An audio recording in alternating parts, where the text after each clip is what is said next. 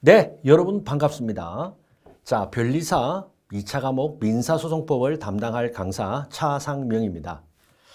자, 여러분, 자, 민사소송법 OT 강의를 한 시간까지는 안 하겠네. 잠시 말씀드리겠습니다. 자, 민사소송법.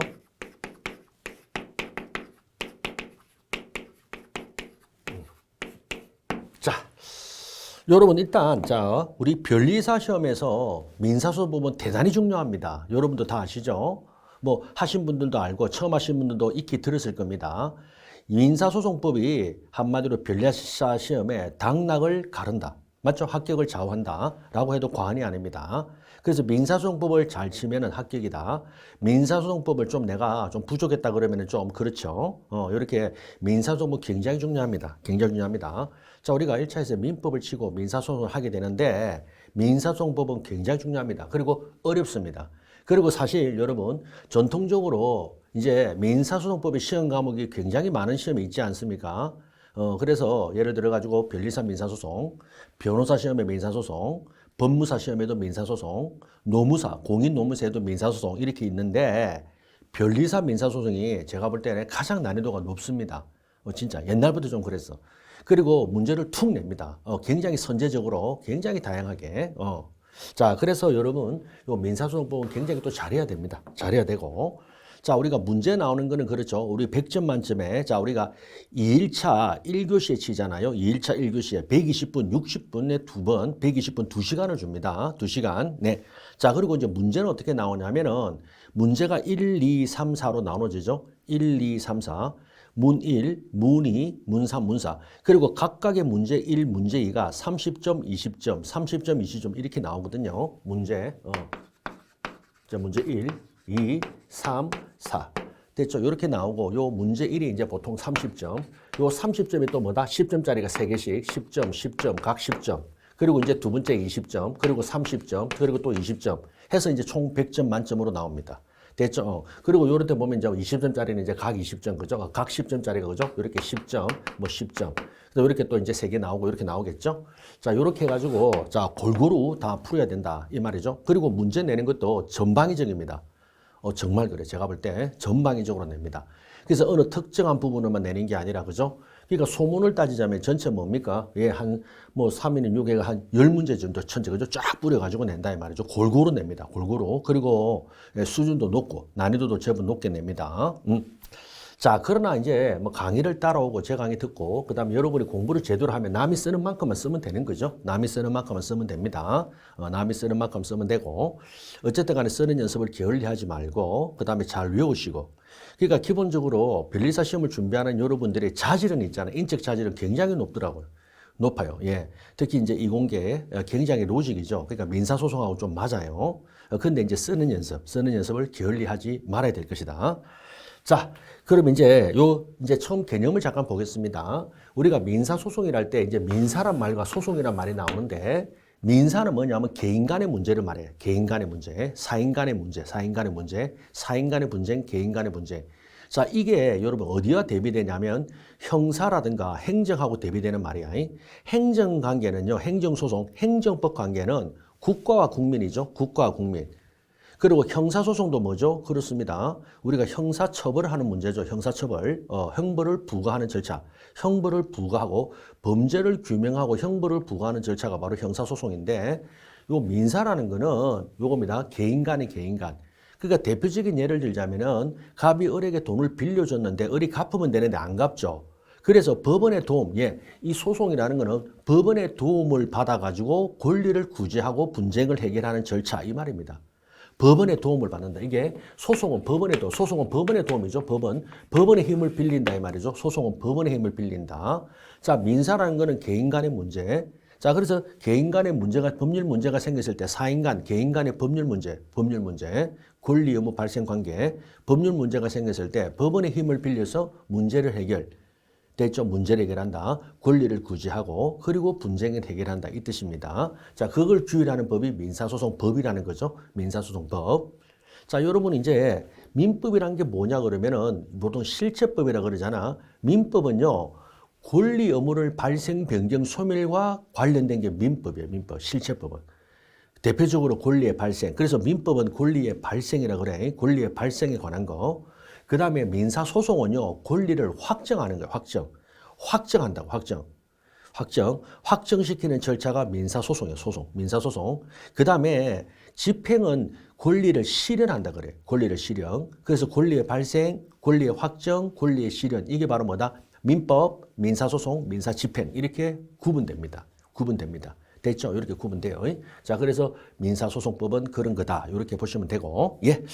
자, 그 다음에 이제 조금만 더 설명을 하자면은, 그러면 도대체 민사소송이라는 거는 기본적으로 뭐가 되느냐? 기본적인 절차.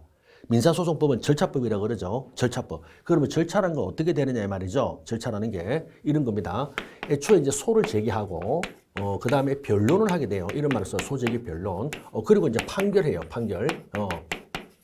그러니까 민사소송은 절차이기 때문에 이렇게 절차가 쭉 이어져 나간다고. 알겠죠? 그러니까 소를 제기함으로부터 판결까지, 이런 소제기와 판결까지, 그죠? 절차가 쭉 이어나가죠. 우리 이거를 소송 절차라고 그래요. 여기서 볼 때는 소송 절차라고 그러고, 판결을 기준으로 보면 판결 절차라고 그래. 판결을 기준으로 보면 판결 절차, 소제기서부터 쭉 나가면 소송 절차. 같은 말입니다. 소송 절차와 판결 절차는 같은 말이에요. 같은 말.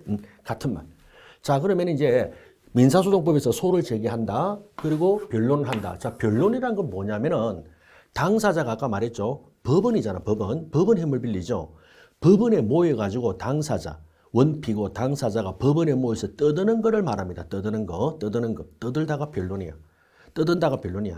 그러니까 원고는 자신이 일정한 청구를 하게 되죠. 돈을 빌려줬는데 안 갚습니다. 대금 반환 청구의 소를 제기하고, 그 다음에 저자가 나를 주업했습니다. 내가 맞았습니다. 그러면 바로 폭행했죠. 그러면 폭행은 불법행위거든. 불법행위에 기한 손해배상 청구의 소를 제기하고, 맞죠? 그 다음에 부동산 매매 계약을 체결했는데 지금 매도인이 등기를 넘겨주지 않습니다. 그러면은 뭐죠? 소유권 이전 등기 청구의 소를 제기하고, 이 말이죠. 자, 그렇게 각종의 소를 제기한다 이 말이죠. 자, 그러면은 이때 원고는 자신의 청구를 이유 있게 하기 위해서 뒷받침해주는 주장들을 막 해야 되죠. 청구를 이유 있게 하는 주장들을 하고 거기에 대해서 뒷받침하는 증거를 내고 증거 조사를 한다 이 말이에요. 아시겠죠? 그와 같은 것들이 다 변론이라고 그래. 변론. 한마디로 청구를 이유 있게 하는 주장과 증거를 제출해서, 그렇죠. 판사님을 감동을 시킨다 이 말이죠. 판사님을 설득을 시켜야 돼. 됐죠? 그래서 네 말이 맞다 그러면 청구가 인용되고, 네 말이 틀렸다 그러면 청구는 기각되고, 이런 것들이죠. 자, 이런 것들이 이제 여기에 일어나고, 그 다음에 판결하게 되면 승소 판결, 패소 판결 이런 말이 나고, 또 판결이 하나가 있는 게 아예 재판을 안 해주겠다가 있어. 그게 각하 판결이라 그래요. 각하 판결. 소송 요건이 갖추어지지 않았다. 그래서 각하 판결. 재판에 안 들어간다. 각하 판결. 됐죠? 그 다음에 재판을 소송 요건을 갖추면은 재판에 들어가죠. 그러면은 그게 바로 본안 판결이라서 인용과 기각 판결한다 이 뜻이죠. 자, 그래서 이제 소제기 변론 판결. 그러니까 요 공부를 우리가 이제 항상 우리가, 이 사람도 그렇지 않아요? 우리가 여행을 떠날 때는 목적지를 딱 보고 떠나잖아요. 그러면은 출발할 때 어디서 출발해서 어디까지 왔다, 얼마가 남았다, 어디를 들른다, 또 어디를 간다. 항상 목적을 향해서 나아가죠. 일정한 목적을 향해서 쭉 나아가죠. 이런 것들이 우리가 절차라 그러죠. 절차 진행. 자, 그래서 우리가 소송법은 절차법이고, 절차를 위해서는 그죠. 목적이 판결이고, 그 다음에 시작과 끝이 있고, 그 중간 과정이 다 변론이다. 이렇게 보시면 됩니다. 소제기, 변론, 판결. 됐죠? 자, 그렇게 해서, 자, 우리가 민사소송은 이런 걸 한다. 이렇게만 보시면 돼요. 보시면 되고. 자, 그 다음에 또 이런 말이 있습니다. 자, 그러면은 소송을 할 때 그럼 뭘 하느냐 이 말이죠. 한마디로 민사소송이라는 게 도대체 또 뭐냐. 조금씩 이제 민사소송 우리가 알아나가는, 우리가 코끼리라는 거를 그죠. 말로 들어가 알아나갈 때 어떻게 합니까? 뭐 코가 길다. 뭐 코만 길면 코끼리입니까? 귀가 크다. 덩치가 크다. 다리가 이렇게 굵다. 이렇게 상아가 있다. 이런 걸 하나하나 모으죠. 그러니까 하나하나 만져보는 거야. 알겠죠? 우리가 장님 코끼리 만지듯이 하듯이 하나하나 만져보면서 실체를 파악해 나가는 거죠. 실체를 파악해 나가는 거. 자, 그래서 여러분, 이때 민사소송이라는 거는 또 다른 말로 말하면은 당사자가 법원에서 소송물을 두고 벌이는 법적 공방 이런 말도 써요. 당사자가, 그렇죠? 당사자가 법원에서, 법원, 항상 법원이야. 법원에서. 그 다음에 소송물을 두고, 소송물, 자, 요런 말도 나옵니다. 소송물을 두고 소송물이 우리가 다른 말로 청구라 그러는데, 자, 벌이는 법적 공방. 법적인 공방, 법정 공방. 법정에서 공격하고 방어한다 이 말이죠. 법정에서 싸운다 이 말이죠. 자, 그래서 여기서 다 나와요. 당사자, 법원, 소송물 이 말이죠. 자, 요게 여러분 우리가 민사소송의 3요소입니다. 민사소송의 3요소. 민사소송의 3요소라 그래. 3요소. 그래서 당사자는 이제 다른 말이 원고, 피고를 말하겠죠. 원고와 피고. 그리고 반드시 소송은 법원에서 하니까 법원이 빠지면 안 되고요. 그 다음에 소송물이 이제 가장 중요한데 이게 바로 청구입니다. 청구. 본안 청구. 자, 여러분이 하는 민법에서 이제 배울 때 청구 내내 했죠. 권리 공부했죠. 권리. 어떤 권리. 그래서 여러분 민사는 이런 말 해요. 누가 누구에게 어떤 권리를 청구하느냐 이겁니다. 누가 누구에게 어떤 권리를 갖느냐 이 말이죠. 누가 누구에게 당사자 원피고 소송에서. 그리고 어떤 권리 이게 바로 청구 소송물이에요.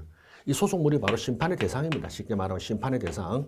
그러니까 법원에서는 당사자가 주장하는 이 청구에 대한 심판을 해주는 거죠. 심판의 대상, 바로 소송물. 그래서 여러분이 우리가 민사소송에 가면은요, 우리가 앞부분에 상당한 부분이 전부 이걸 공부하는 거예요. 알겠습니까? 이걸 공부해. 소송의 주체. 요 당사자 법원을 또 다른 말로 우리가 소송의 주체라 그래요. 소송의 주체. 그래서 소송의 주체. 자, 그리고 이제 소송물이 바로 심판의 대상. 이게 소송의 객체겠네. 그죠? 예. 봐. 그러니까 전부 이렇게 우리가 말로 다르게 다 풀었을 수 있다고. 그러니까 동일한 사안을 다른 식으로 해서 계속 말로 하는 거죠. 그러면서 뭐다 실체에 다가가고, 그 다음에 이제 우리가 실력이 이제 올라가고, 지식을 쌓고 이해를 하는 거야. 이렇게. 소송의 주체, 당사자 법원, 그리고 소송의 객체, 소송물. 그리고 법원에서 뭐다? 당사자가 법원에서 소송물을 두고 벌이는 법정 공방. 그렇죠? 법정 공방. 그리고 이거는 절차이기 때문에 뭐다? 목적이 뭐죠? 판결을 향해서 나아가는 거죠. 판결을 향해서 나아갑니다. 판결을 향해서 나아가죠. 예. 자, 그런 것들이 바로 민사소송이다. 이렇게 보면 됩니다. 민사소송에도 이렇게 보면 돼요. 예. 그리고 민사소송에서도요. 자, 우리가 또 민법 같이 계속 이야기를 하는데, 자, 민사소송은 결국에는 실제법상의 권리를 확정시키는 절차 이런 말 해요. 실제법상 권리를 확정시키는 절차야. 확정. 자, 그러면은 실제법상 권리라는 게 어디에 나오죠? 민법에 나오죠? 또는 상법. 맞죠? 민법, 상법, 원법, 수표법 이런 것들을 우리가 실체법이라 그래. 권리의 발생, 변경, 소멸을 주율하고 있는 법 이게 실체법이야. 그러면 그 실체법. 근데 우리는 어차피 변리사는 민법만 하잖아. 상법 안 보잖아. 그죠? 그러니까 민법만 기준으로 하면 민법에 있는 여러 권리, 수많은 권리가 나오잖아요. 부동산을 매매했다. 매매하면 대금 청구권, 등기 청구권, 그 다음에 임대차 같으면 뭡니까? 그렇죠. 나중에 목적물 인도 청구권, 그 다음에 비용 상환 청구권. 여러분 민법은 내내 권리 공부하잖아요. 내내 권리 공부. 자, 그런 것들이 뭐다? 그렇죠. 소송에서 이제 청구를 한다 이 말이죠. 자, 그러면은 민법에 있는 그런 내용이 소송에서 어떻게 넘어가고 그다음에 집행에서 어떻게 되는가 하는 또 그 관계를 한번 살펴볼게요. 자, 어떤 말이냐면은 이런 거죠. 자, 민법에서 예를 들어서 자, 우리가 권리라 그러죠. 권리. 민법의 권리. 그럼 우리가 실제법의 민법에서 권리, 자, 이제 계약을 하게 됩니다. 계약을 하면 권리가 나오죠. 물론 법정 채권도 있습니다. 근데 기본적인 법률행위, 가장 대표적인 법률행위는 계약인데, 자, 계약을 하면 권리가 나와. 그리고 계약, 그리고 그 다음에 뭐다? 자, 이제 민사소송법으로 들어가면 이제 보전 절차가 있고요. 그 다음에 판결 절차가 있고요. 판결 절차. 자, 그리고 이제 집행 절차 이렇게 나옵니다. 집행 절차. 됐죠? 자, 그래서 우리 요 보판집, 요걸 우리가 광의의 민사소송이래요. 광의의 민사소송. 광의. 가장 넓은 의미의 민사소송이라고 그래요. 자, 그런데 우리가 시험의 범위에 들어가는 우리가 이른바 시험에서 말하는 시험 과목의 민사소송은 요 판결 절차만 말합니다. 아시겠죠? 자, 그럼 이제 시작할까요? 민법의 계약에서 이걸 뭐라고 한다? 권리라고 그러죠. 권리. 민법에서 권리. 자, 그러면 보전 절차에서는 뭐라 하냐면 피보전 권리라고 그래요. 피보전 권리. 한마디로 보전돼야 될 보전 절차가 뭡니까? 그렇죠. 미리 잠정적 임시로 행하는 것을 보전 절차라고 그러죠. 가압류 가처분. 됐죠? 이런 것들이 바로 보전 절차. 자, 그리고 이제 판결 절차가 바로 뭐다? 민사소송 우리가 협의해. 바로 뭐죠? 권리를 확정. 바로 권리 확정. 그래서 채권 채무 확정. 권리 확정. 그래서 권리 확정. 됐죠? 권리 확정. 그 다음에 이제 집행을 뭐라 그러냐면 권리의 실현이라 그래. 권리의 실현. 그래서 그리고 권리 보전 절차, 그리고 요거 권리의 확정 절차, 그리고 권리를 실현한다. 자, 우리 시험은 아니지만은 요 보전 절차와 집행 절차 요게 바로 민사집행법입니다. 그리고 요게 민사집행법. 요 두 개가 민사집행법. 됐죠? 그런데 우리 요거 판결 절차 요게 바로 우리는 민사소송법. 우리 시험 과목 민사소송법입니다. 자, 그런데 우리가 민사소송법을 하지만은 사실상 우리 판례를 보다 보면 내용을 보다 보면 또는 교과서의 기본 이해를 내용이잖아요. 그런 걸 보면은 이 보전 절차 관련 내용과 집행 절차 관련 내용도 조금씩 나오니까 그거는 그때그때 설명을 제가 해드립니다. 또 알아야 됩니다. 알아야 돼. 그래서 이게 우리가 시험 과목이지만 이거와 이것도 조금씩은 알아야 된다. 집행도 조금씩 알아야 됩니다. 자, 그리고 요거는 이제 우리가 민법의 테마죠. 그래서 우리는 이렇게 쭉 돼간다. 그러니까 같은 말을, 권리를 보전 절차에서는 피보전 권리, 그 다음에 판결 절차에서는 조금 전에 말했죠. 얘 바로 소송물, 맞죠? 피보전 권리, 요거는 소송물 심판의 대상, 소송물. 요거는 소송물, 요 권리가 여기서는 소송물. 또는 우리가 본안이라 그래, 본안. 됐죠? 그리고 이제 요 집행 절차에서는 권리의 실현, 그죠? 그러니까 이게는 실현된 권리.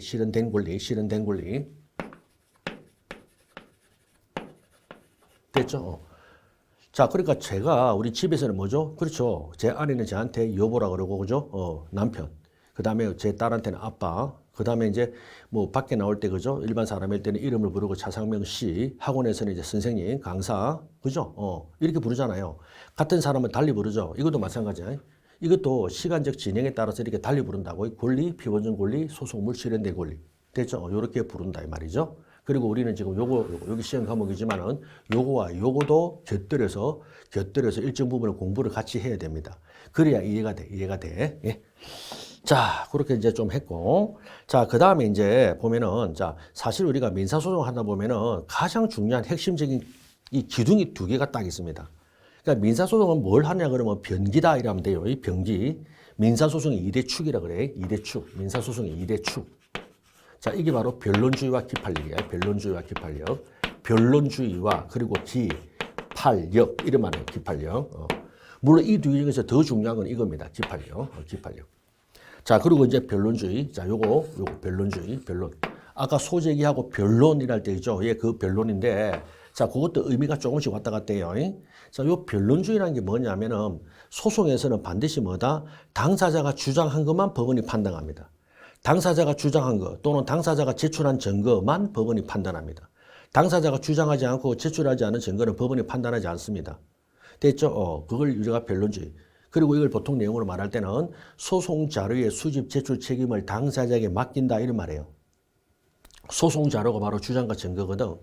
주장한 거 그리고 증거 제출한 거. 한마디로 주장과 증거. 이게 소송 자료를 당사자에게 맡긴다. 왜? 당사자가 제일 잘 알고 당사자한테 맡기는 게 제일 좋거든. 실체 진실에 가깝다고. 얼마나 노력하겠습니까? 자기 이익인데, 자기 권리고 자기 이익인데. 맞죠? 어른이 당사자가 다 찾아와서 제출하고 주장하고 증거 제출하고 한다 이 말입니다. 그래서 그걸 바로 변론주의입니다. 정말 중요합니다. 그래서 여러분 이 변론주의 때문에 실제법 있죠. 실제법하고 이게 대부분은 같은데 약간 어긋날 때가 있습니다.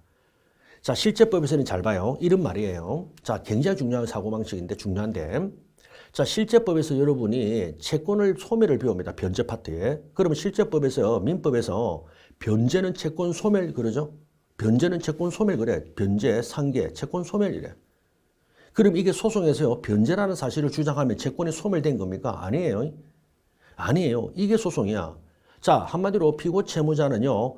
갚았다. 판사님 갚았다라고 주장을 하지만 이게 갚았다는 주장에 그치는 거지 갚은 사실이 인정되는 건 아닙니다. 그래서 어떻게 하냐면은 갚았다는 주장과 함께 동시에 갚았다는 주장 사실을 뒷받침하는 증거를 제출하고 증거 조사하고 법원에서 갚은 사실이 인정이 돼야 돼. 그래야 갚은 거 변제 채권 소멸이야. 그렇게 하면 원고 청구, 대금 반환 청구 소송의 원고는 청구가 기각된다 이 말이에요.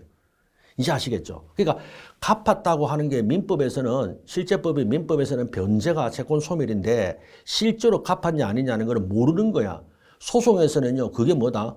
변제했다고 주장만 해서는 안 되고 변제 사실의 주장과 동시에 변제했다는 입증을 해야 됩니다. 변제 사실이 인정이 되려면 입증을 해야 되죠. 이 말이야. 주장과 증거가 함께 나가야 된다. 물론 상대방이 자백하죠. 그러면 괜찮아요. 자백의 구속력이라는 게 있어. 상대방이 자백하면 그러면 자백하면 다투지 않는 거죠. 증명할 필요가 없습니다. 이걸 불요정 사실이래요. 그런데 상대방이 다투면 입증을 해야 돼. 항상 상대방이 다투면 주장에 대해서 상대방이 다투면 입증합니다. 주장에 대해서 상대방이 다투면 입증을 해야 돼. 그럼요. 그래서 민법의 변제는 채권 소멸이지만 민사소송에서 변제 주장에는 채권이 소멸됐다가 아니에요. 변제 주장하고 상대방이 다투면 그 변제 사실에 대한 입증에 들어가고 입증을 제대로 해야만이 법원에서는 사실의 인정, 변제, 갚았다는 사실을 인정할 수 있는 거예요. 알겠죠? 요게 차이입니다. 요게 너무나 당연하죠. 소송에서. 그래서 우리가 이런 말이 있습니다. 자, 이제 소송법 공부를 좀 하고 법을 하면은요, 누군가가 말을 많이 하죠. 그 분리에. 뭐라고 하는다면 우리가 이제 법하는 사람이 볼 때는 주장에 불과하다. 주장에 불과하다, 이 말이에요. 그 주장에 불과하기 때문에 그게 사실은 아닌 거야. 주장에 불과해요. 그 주장을 뒷받침하는 입증을 해야 돼. 그래서 여러분 말을 많이 하면 입증할 게 많아진다 그래. 이 말을 많이 하면 입증할 게 많아지는 거예요. 알겠죠? 바로 그 말이에요. 그 말, 그걸 잘 들으라고. 그죠? 그게 소송법칙이 바로 테마입니다. 그게 바로 변론주의예요. 변론주의. 자, 그리고 이제 뭐니 해도 기판력. 기판력은요, 확정 판결의 효력을 말해. 확정 판결 효력. 판결이 확정되면 기판력이 발생해. 그러면 그 기판력은요, 바로 다음에 후소에 미치는 구속력. 다음에 소송을 제기할 때 일정한 효력을 미칩니다. 이게 바로 확정 판결의 구속력. 확정 판결의 구속력이라고 해요. 구속력. 어디 구속력? 후소에 미치는 구속력, 후소에 미치는 구속력을 기판력이라고 그래요. 자, 한자 그대로 이미 판단한 효력이죠. 이미 판단한 효력이에요. 근데 이 기판력 사상은 여러분 취지가 법적 안정이에요. 어려운 게 아닙니다. 가장 간단히 설명하면 자, 한번 재판한 걸 또 하면 됩니까? 안 돼. 이 말이에요. 여러분 판사님이나 우리나 일반 사람이 가장 싫어하는 게 뭡니까? 두 번 일하는 거죠. 두 번 일하는 거야. 두 번 일하는 거. 같은 거 두 번 하는 거. 맞죠? 바로 그거야. 이미 판단받은 걸 왜 또 하니? 이 말이죠. 왜 또 하니? 이 말입니다. 바로 법적 안정이죠.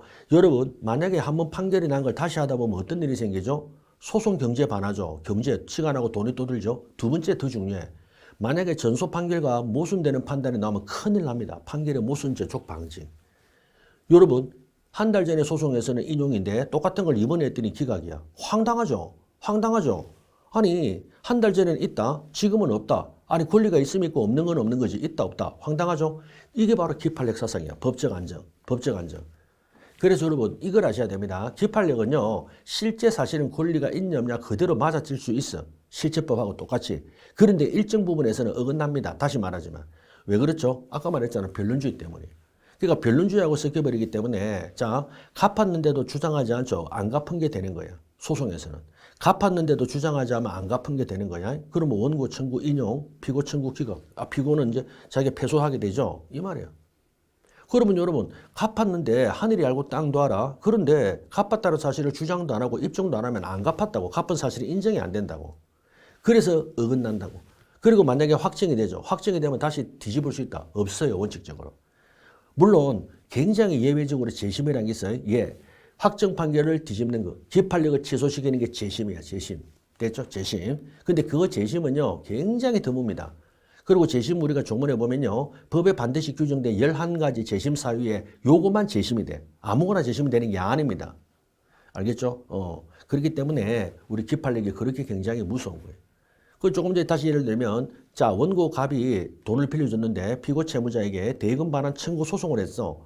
이 대금 반환 청구 소송을 했는데 자, 열심히 주장하고 입증해야 되는데 안 했어. 안 했어. 그러니까 원고 청구가 기각이 됐어. 패소가 됐어. 자, 그럼 여기서 잘 봐. 실제 여러분, 이 원고의 권리가 없어진 게 아닙니다. 아닙니다. 하늘이 알고 땅도 알아요. 근데 제대로 주장 입증을 안 해가지고 패소가 된 거야. 그러면 이때 패소가 되고요. 그 다음에 여러분, 요 항소기간은 있답니다. 불복할 수 있는 기간 2주가 있어. 판결 정보 송달로 2주인데 2주가 지나쳤죠. 그러면 확정이 돼. 자, 드디어 확정. 이 확정이라는 거는요. 통상의 불복 방법으로 다툴 수 없다는 확정이라 그래. 우리 이런 것들 이제 앞으로 계속 해요. 내내 합니다. 하루 종일. 통상의 불복으로 다툴 수 없는 게 확정. 통상의 불복이 상소로. 예. 상소로 더 이상 구제가 안 돼. 그러면 확정이 되면 이제 어떻게 되냐. 패소 확정이 되면 원고 권리가 사라지느냐? 아니에요. 이게 중요합니다. 이게 또 실제법하고 어긋난대죠. 아까. 권리가 소멸되는 게 아니에요. 법은요, 여러분, 권리를 없애고 만들어주는 데가 아니야. 권리를 만들고 없애는 데 어디다? 법이야, 법. 실제법. 실제법 누가 만들죠? 국회, 입법부가 만든다니까. 사법부는요, 입법부에서 만든 거를 권리가 존재하면 있다고 확인해주고 없으면 없다고 확인해주는 거지 권리를 만드는 데가 아니에요. 아시겠죠? 그러면 패소 확정이면 원고의 대의금 반환 청구권이 없어진다가 아니라 확정의 뜻은 뭐냐? 더 이상 법원이 재판을 안 해주는 거야. 굳힌다 이 말이야 그냥. 더 이상 법원이 재판 안 해준다는 거지 권리를 소멸시키는 게 아닙니다. 여전히 원고 채권자는 권리가 있어요. 실체법상 권리. 그래서 어떤 일이 생기냐면 원고가 있잖아요. 피고를 상대로 채무자를 상대로 야 내가 패소 확정이니까 네가 땡 잡았는데 안 갚아도 되니까 부당이득 반환 청구할 수 있냐? 안 됩니다. 왜요? 여러분 민법 했죠? 741조 부당이득 반환은요. 법률상 원인 없이 이익과 손해가 있어야 되는데 원고 채권자는 여전히 권리가 있다니까 손해가 없어요. 피고 채무자도 여전히 채무가 있다니까. 이득 본 게 없어요. 이상하죠? 자, 요게 바로 포인트야. 실제법적으로 여전히 권리자고 실제법적으로 여전히 의무자라니까. 그런데 원고가 패소 확정이 됐다고 권리가 소멸되고 그게 아니라고요. 그러니까 부당이득 반환 청구하면 기각이지. 하늘 선생님 너무 이상합니다. 아니에요. 그러니까 실제법적으로는 권리는 여전히 권리자, 채권자가 가지고 있고 채무자도 채무는 있는데 그러면 패소 확정은 뭐냐면 권리를 없앤 게 아니라 더 이상 재판을 안 해준다고 재판을 안 해준다 이 말이에요. 이제 알겠죠? 이 확정이라는 거는요. 법원에서 두 번 다시 판단 안 해주겠다지 있는 권리를 없애고 없는 권리를 만들어주는 데가 아니에요. 법원은. 알겠습니까? 예. 그게 바로 실제법하고 소송법의 뭐다? 이게 문제야 이게. 충돌되는 부분이. 알겠죠? 충돌이라기보다는 그런 약간 괴리가 생겨. 자, 이거는요. 만약에 원고 대금 반환 청구권자가 열심히 주장 입증해서 승소 받았죠. 그러면 아무 문제 없었어요. 제대로 권리가 있는 거, 권리가 있으니까 주장 입증 제대로 했고 승소 받았고 그리고 집행하면 되죠. 돈 받아올 수 있죠. 예. 그런데 제대로 안 했을 때 어떡할래? 이 말이에요. 이게 바로 소송입니다. 소송. 이 세상이 지도 그렇죠? 여러분 아무리 실력이 있으면 뭐하냐고. 합격자 명단이 없으면 아닌 거지. 실제법적으로 실력이 있고 지식이 있다 하더라도 형식으로 합격자 명단에 내 이름이 없으면 내 수험 번호가 없으면 아닌 거야. 이 말입니다. 대부분은 실력이 있으면 명단에 합격자 명단이 있을 거고 없으면 없는 게 맞겠죠. 그렇지만 안 그런 것도 있다 이 말이에요. 의외로 또 실력이 없는데 자 누가 보더라도 쟤는 아니야. 공부를 많이 못해서 그런데 떡하니 합격자 명단에 있죠. 이게 세상 아닌가? 이겁니다 이거. 예. 그러니까 그런 있잖아요. 예외적인 현상.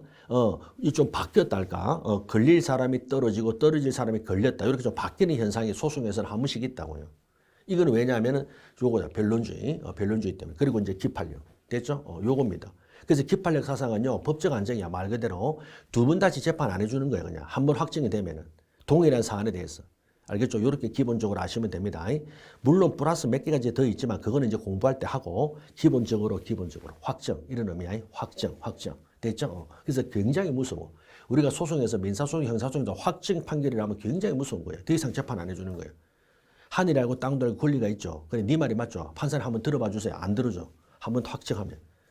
이게 법적 안정. 됐죠? 이 말입니다. 그래서 변론주의와 기판력. 이거는요, 시험에 항상 나오겠죠? 항상 나올 수밖에 없습니다. 이게 변론주의 기판력이 민사소송에 뭐다? 거의 반 이상이 돼도 과언이 아니야. 반 이상이야, 반. 그러니까 요것만 꽉 잡아 나가도 제법 이제 뭐죠? 든든합니다. 어렵습니다. 어렵고 공부를 좀 하셔야 돼. 예. 자, 이제 그렇게 해서 이제 민사소송이 뭐고 하다 보니까 굉장히 중요한 테마들을 잠깐 제가 뭐 두서 없이 말을 한 것 같은데 뭐 그런 겁니다. 공부를 이렇게 하는 거야. 자, 그 다음에 이제 제가 추가적으로 좀 하고 싶은 말은 이런 것들입니다. 자, 절차법의 특징은요, 항상 전체 그림을 그려야 되죠. 전체와 부분. 자, 요겁니다. 제가 오신 말은 나무와 숲. 그렇기 때문에, 자, 나무를 보면서 전체 그림, 숲을 생각하고 또 숲을, 그죠? 숲을 떠올리면서 그 안에 있는 나무들도, 그죠? 고민을 해야 돼. 항상 있잖아요. 아까 제가 여행 이야기했죠. 지금 내가 공부를 할 때 절차잖아요. 내가 어디까지 왔냐, 그리고 뭘 하느냐. 이게 굉장히 중요하다고 그랬죠. 그러니까 절차니까 이거 아닙니까? 시작과 끝이 있습니다. 여러분 항상 절차는 시작과 끝이 있어요. 자, 그러면요. 지금 어디까지 왔냐? 그럼 어디까지 가냐? 또 어디까지 왔냐? 어디까지 가냐? 이런 거 있잖아요. 예. 그러면 요 각각의 파트에 이제 쟁점이 있을 거 아닙니까? 예. 각각의 파트의 쟁점. 이겁니다. 각각의 파트의 쟁점. 이거 공부하는 거, 이거. 자, 그러면 지금 이 부분이죠. 그럼 이 부분에는 뭐 한다? 요런 굉장히 중요한 테마가 있다. 그 다음에 요 부분에는 뭐다? 요런 중요한 테마가 있다. 예. 그래서 여러분, 민사소송이 이렇답니다. 민법하고 비교하면은 어려워요. 그런데 쟁점이 선명해. 이거야. 하고 싶은 말이. 민법은요, 민법도 어려워. 근데 민법은요, 쟁점이 굉장히 많습니다. 한마디로 만약에 제시문이 이만큼 주잖아요. 제시문 중에서 민법 같으면요, 문제를 만드는 게 10문제, 20문제도 뽑아낼 수 있어요. 만들려고 하면. 근데 민사소송은 안 그래요. 민사소송은 절차법이기 때문에요, 딱 떨어집니다. 알겠죠? 이 절차에서는 이것만 문제돼요. 여기서는 이것만 문제되고. 이제 아시겠죠? 그게 바로 소송법의 특징이에요.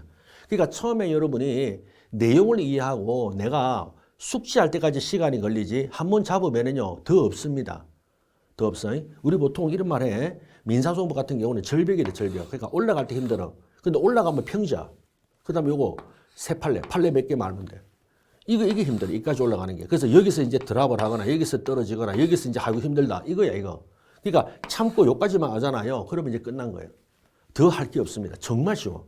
특히 민사소송과 여러분은 안 하지만 형사소송 이제 알죠? 민사소송, 형사소송. 자, 소송법은요. 법의 규정이 참 친절하게 잘 되어 있습니다. 왜 그러냐면 그렇게 안 하면 안 됩니다. 판사님도 법하고 사실은 규칙이거든. 민사소송 규칙. 민사소송 법과 민사소송 규칙. 이 두 가지 갖고 재판한다니까. 이 두 가지가 재판합니다. 알겠죠? 뭐 대단한 거 아니야. 이 두 가지 가지고 재판한다고. 판사가 뭐 통박으로 할 것 같아요. 절대 그렇게 하면 안 돼. 반드시 법의 규정 또는 규칙에 있는 내용이 있잖아. 규칙의 규정과 법의 규정. 이 두 가지를 그대로 재판한다니까. 그리고 이 법 조문에도 딱딱 친절하게 해놨어요. 이럴 때 이렇게 해라. 저럴 때 저럴 때 해라. 이러한 문제다. 예, 그거대로 합니다. 그거대로 합니다. 그거대로 해요. 예, 그거대로 딱 한다고. 그래서 어째 보면요. 절차법은요. 법 규정 또는 규칙의 규정 그대로 하기 때문에 딱 떨어집니다. 딱 떨어집니다. 아시겠죠? 그리고 테마가요. 단계별로 테마가 딱딱딱딱 나와. 단계별로 테마가. 아까 말했잖아요. 그죠? 여기서는 이런 문제, 여기서는 이런 문제, 여기서 이런 문제. 예를 들어가 소지기 할 때 어떤 문제. 알겠죠? 그 다음에 두 번째. 자, 이제 소송 요건의 판단에서는 어떤 문제. 그 다음에 본안 판단에서는 어떤 문제. 그 다음에 판결이 났을 때는 그 다음에 어떻게 할지. 맞죠? 그리고 이제 판결이 확정되면 어떤 문제. 그리고 재심을 할 때는 또 어떤 문제. 그 다음에 특별 절차에서는 어떤 문제. 그거 딱 떨어진다니까? 더 이상 없어요. 그러니까 여러분이, 실제 시험지에서 문제를 보잖아요. 문제를 쭉 읽다 보면 제대로 공부한 분은요, 문제 읽으면, 이게 어떤 문제구나. 나와, 바로. 어떤 쟁점이고. 이거 어떤 판례를 문제로 했구나 하고 바로 나온다고. 알겠죠? 바로 나옵니다. 그렇기 때문에 굉장히 쉬워. 쉽다고. 그냥 알고 있는 거 막 쓰면 됩니다. 더 이상 없습니다. 알겠죠? 물론 이제 뭐 최신 판례 관련해가지고 이상을 냈다. 그러면 최신 판례 자체를 내가 익숙하지 않았던 몰랐다. 그러면 이제 어쩔 수 없죠. 그때는 기본기하고 쓰는 거고. 됐죠? 자, 그래서 우리가 절차법의 특성을 제가 말씀드렸습니다. 한마디로 뭐다? 쟁점이 선명하다. 그리고 항상 전체와 부분. 전체 어디에서 내가 어느 부분 하고 있다. 그리고 다음에는 어떤 걸 넘어갈 거다. 그럼 넘어갈 때 어떤 문제가 있다. 그리고 여기서는 또 어떤 쟁점이 있다. 계속 그겁니다. 자, 그리고 이제 또 하고 싶은 말은 어쨌든 간에 민사소송법은요, 일반인들이 경험하지 않았습니다. 자, 지금 들으시는 여러분 중에서 민사소송 법원에서 재판해 본 분이 있습니까? 별로 없을 겁니다. 물론 집안에 있잖아요. 뭐 송사가 있어가지고 이제 골치 아픈 집도 있어요. 그런 분들은 좀 익숙하겠지만. 알겠죠? 그러면 대부분은 그렇나? 아마 웬만한 사람들 평생 살아가도 법원에 안 갈 경우도 많죠? 안 갈 경우도, 그죠? 일반인들. 자, 그렇습니다. 무슨 말이다? 자, 민사소송법은요, 지극히 관념적이고 추상적입니다. 절차법은. 해본 적이 없다. 오늘. 관념이 뭐죠? 그렇죠. 우리가 구체가 뭐냐면 보고 만지는 건데 관념이나 추상은 보고 만질 수 없는 거죠. 머리에 있는 거잖아요. 그죠? 그렇기 때문에 지극히 이념적이고 이론적이다. 직접 경험하지 않죠. 예, 그래서 어렵다는 거예요. 그래서 우리 교수님 책 보면요, 서두에 머릿말에 이렇게 쓴 분도 계십니다. 첫 줄이 바로 민사소송법은 대단히 어렵다 이래요. 시작 자체가. 그러니까 여기서부터 학생들이 주눅이 들어. 알겠죠? 민사소송법은 대단히 어려운 법이다 하고 이래. 대단히 어렵대. 알겠죠? 왜? 그 말이 이겁니다. 관념적이라서. 추상적이고. 한 번도 해본 적이 없다. 해본 적이 없다. 경험하지 않았다. 이 말이에요. 아시겠죠? 그래서 어려운 거예요. 그러니까 머릿속으로 계속 가는 거예요. 머릿속으로. 근데 여러분들은 머리가 좋으시기 때문에 충분히 따라올 수 있습니다. 자, 그래서 더군다나 또, 자, 바로 전제되는 거 우리 실제법, 민법에 대한 지식도 가지고 있어야 되거든. 실제 그렇습니다. 자, 그래서 우리가 민사소법 테마마다 나올 때마다 어려운 판례들을 보면요. 전부 밑에 백그라운드가 민법이야, 민법. 민법이야. 그러니까 민법의 그런 것들을 알아야만이 민사소송이 뚫립니다. 됐죠? 그래서 우리가 보면 사실은 민사법에서 민법이 전부 다를 잡았거든요. 거의 제가 볼 때 한 7할이야, 7할, 70%. 그러니까 민법이 튼튼해지면 민사소송, 그 다음 민사집행 이런 것들이 있잖아요. 쫙쫙 이제 뻗어나간다고. 근데 민법이 이제 부실해지죠. 그러면 이게 힘들어. 민사소송도 흔들흔들, 집행도 흔들흔들. 네. 그래서 민사소송을 보면요. 그 내용을 보면 결국 민법 이야기하고 있다니까. 민법 이야기를 절차법적, 소송법적으로 어떻게 표현하고 어떻게 풀어나가느냐 이거예요. 그리고 집행도 마찬가지입니다. 집행도. 예. 자, 그래서 여러분, 자, 실제법적 지식적 민법을 이해하지 못하면은 소송법도 굉장히 어렵다. 그래서 여러분이, 제가 하면서 민법적인 이야기를 계속 하면서 이제 소송법 이야기를 한단 말이죠. 안 할 수도 없고, 바로 그렇습니다. 자, 그리고 이제 다시 처음으로 돌아오면은, 자, 법학 공부는, 자, 그겁니다. 개념 조문 판례야. 개조판이라 그래. 개조판. 좀 발음이 그런데, 법학 공부는 개념 조문 판례입니다. 개념 조문 판례. 자, 그리고 이제 시험은 결국 조문과 판례죠. 근데 조문과 판례인데 이 개념이 중요합니다. 개념, 데피니션.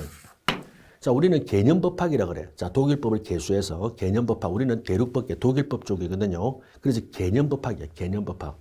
개념. 그리고 개념이고 그 다음에 이제 조문 판례죠. 자, 시험은 결국 조문과 판례입니다.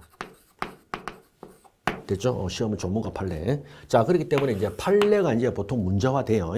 그리고 그 판례는요, 항상 그래요. 제 몇 조를 보라. 제 몇 조는 이렇게 되어 있다.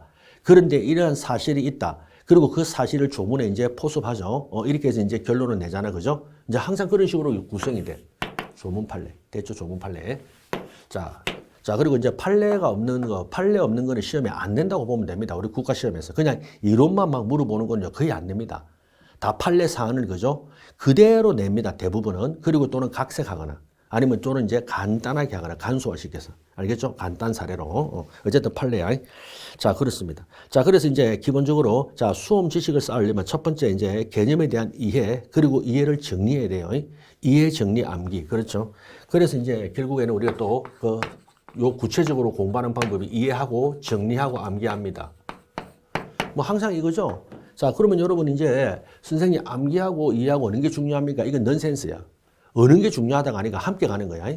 이해가 잘 되면요, 암기가 잘 되고요. 암기가 잘 되면 이해도 잘 됩니다. 함께 가는 거야. 서로 계단이야. 서로 밟고 올라갑니다. 이해를 밟고 암기가 되고, 암기를 밟으면 더 이해가 되고, 이렇게 밟고 올라간다. 그리고 중간에 이제 정리가 돼야 되죠. 여러분, 정리되지 않은 지식은 의미가 없습니다. 하루에 내 10시간 책 봤대. 그런데 뭐 했는데 정리가 안 되면 안 되잖아요. 그죠? 여러분, 이해를 하고 정리가 돼야만이, 그죠? 그게 지식이 되는 거죠. 지식이 되고 그게 암기가 돼야 돼. 됐나요? 그렇기 때문에 항상 이해, 정리, 암기. 그렇게 해서 개념 잡아야 되고, 바로 그 이야기를 합니다. 자, 이제 그리고는 이제 여러분 답안 작성입니다. 마지막은 또 길고, 우리 2차 시험을 쓰는 거죠. 그래서 이런 말 했습니다. 1차 시험 객관식은 찍고 또 찍고, 2차 시험 주관식은 쓰고 또 쓰고요. 자, 그래서 구슬이 서말이라도 깨워야 보배다 이런 말 있죠. 그래서 여러분이 꼭 써보세요. 자, 제가요 굉장히 있잖아요. 제일 확실한 공부 방법, 무조건 필요하게 하는 방법 이겁니다. 자, 알려드릴게요. 내가 1시간을 공부를 했잖아요. 강의를 듣든 내가 책을 읽었든. 그러면요, 어쨌든 사람은 자리에서 일어난 때가 있습니다. 어제 하루 종일 앉아있지는 않잖아. 밥을 먹든 화장실을 가든 아니면 산보를 하든 운동을 하든 일어나기 전에 한 5분이나 있잖아요. 3분 동안 있잖아요. 내가 본 거를요, 복기를 하세요. 복기. 우리 복기, 바둑의 복기처럼. 아시겠죠? 그럼 내가 예를 들어가지고, 우리가 당사자 파트 앞에 배웠단 말이죠. 당사자 앞에 파트에 보면 당사자가 하는 논의가 있습니다. 당사자 능력, 당사자 적격, 이런 논의가 있다고. 그럼 내가 당사자 적격이라는 거를 강의를 제가 한 2시간 들었다. 또는 책을 한 몇 시간 봤다. 그러면 반드시 일어나기 전에 복기를 해봐라고. 이제 연습장에 써보세요. 당사자 적격이란.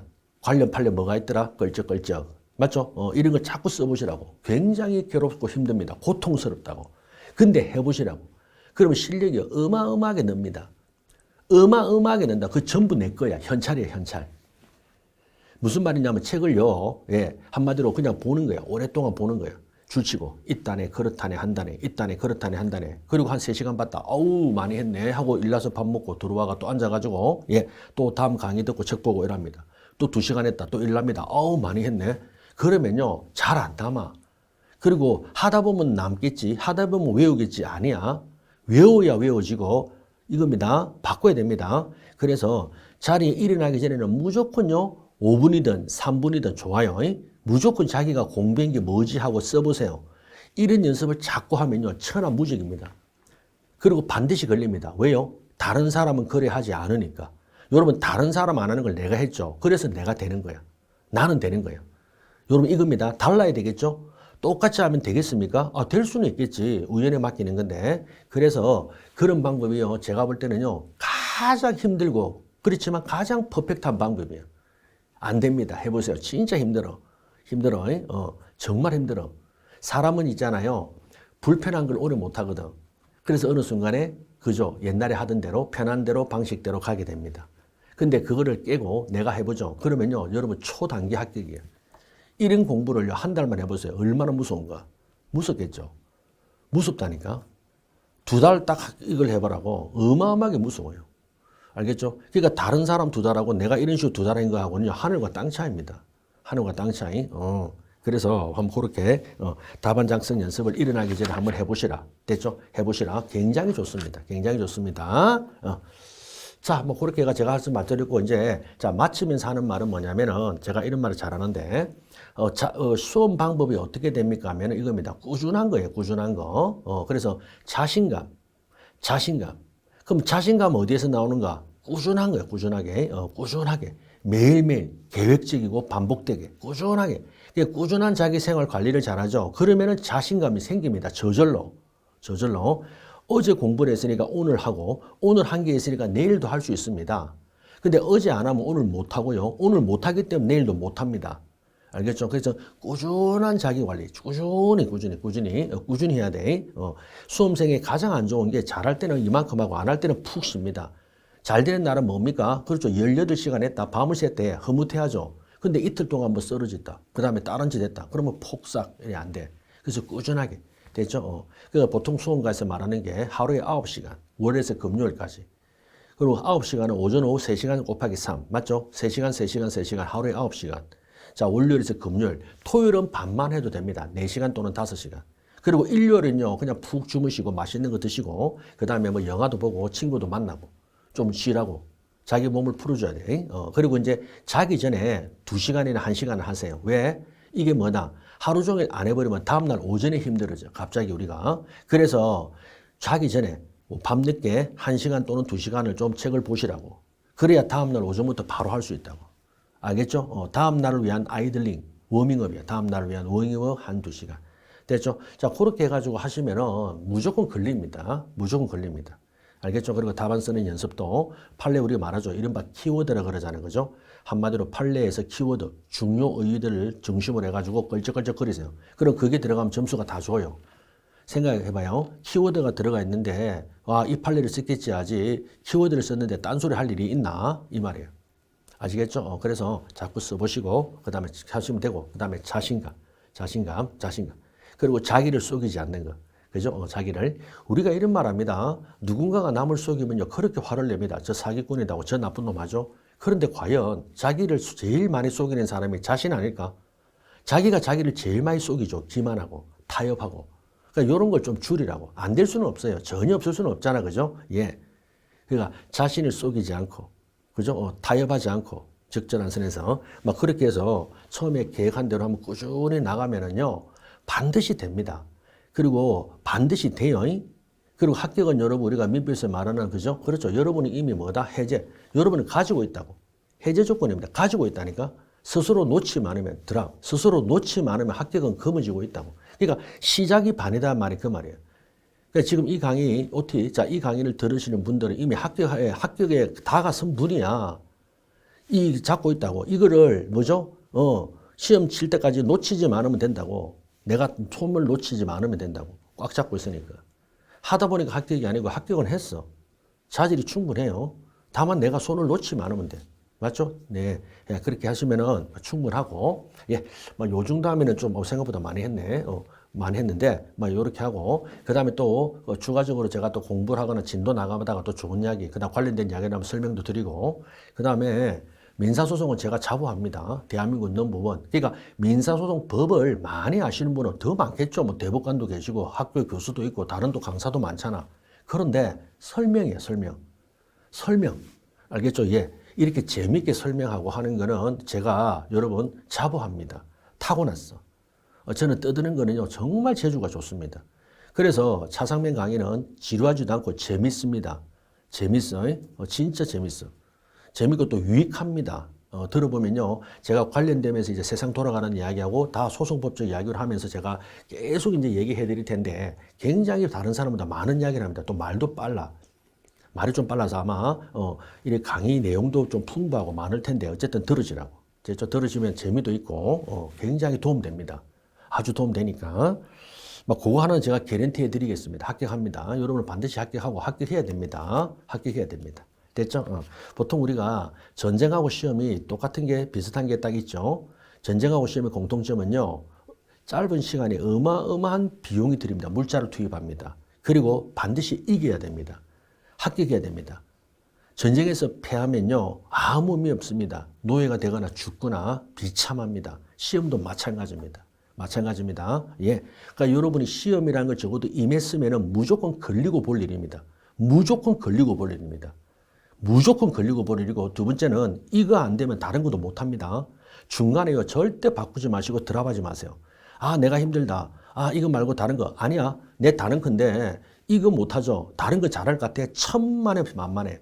이걸 못하면 사람은 이걸 못하면 다른 것도 못해요. 이걸 잘하면 다른 것도 잘해요.